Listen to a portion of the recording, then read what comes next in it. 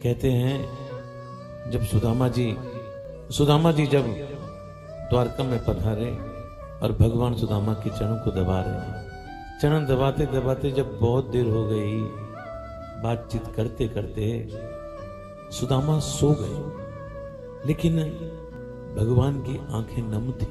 रुक्मणी जी ने कंधे पर हाथ रखा, स्वामी मित्र सो गए हैं तो आप भी सोइए।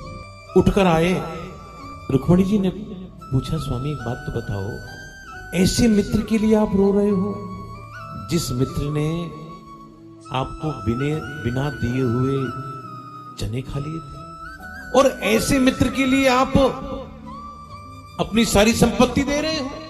ये प्रभु बात कुछ जमती नहीं है। भगवान ने कहा, पगली तूने सुदामा को भी जाना नहीं। भगवान कहते हैं ये जो चने जो सुदामा ने जो खाए थे ना, दरअसल वो चने किसी चोर ने किसी ब्राह्मणी के यहां से चुराए, और पकड़े जाने के डर से जहां आश्रम में हमारे चने रखे थे वही छोड़ गया, और ब्राह्मणी ने श्राप दे दिया था, जो इन चनों को खाएगा वो दरिद्र हो जाएगा। ये बात सुदामा जानता था। सुदामा को कुछ ये भी पता था कि मुझ में भगवान के अंश हैं। वो ये नहीं चाहता था कि मेरा मित्र कन्हैया इन चनों को खाए और भगवान दरिद्र हो जाए।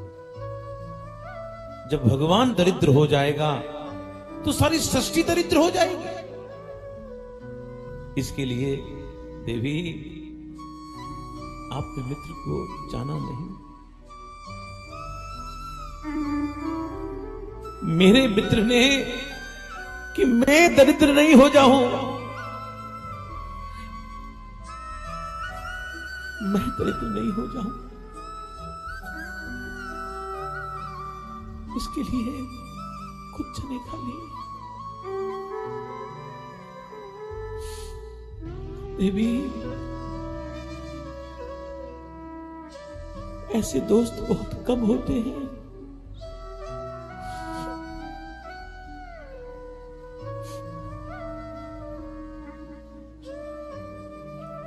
जो दूसरों के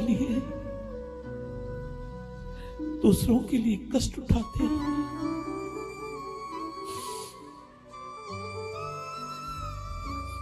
देवी मेरे लिए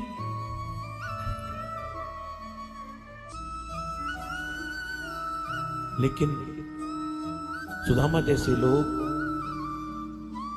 अरे सुदामा के लिए अपनी संपत्ति क्या, मैं तो अपने आप को देने को तैयार हूं।